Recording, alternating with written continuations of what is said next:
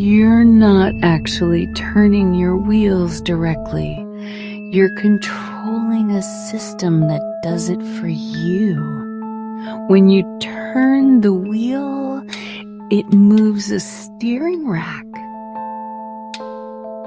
That rack pushes your wheels left or right. But here's the crazy part.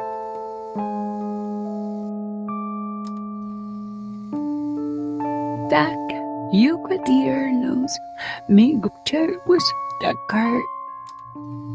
Without power steering, you'd struggle to iftar with the undertaker.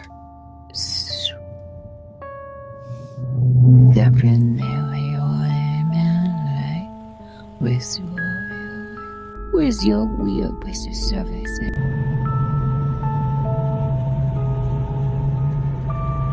But if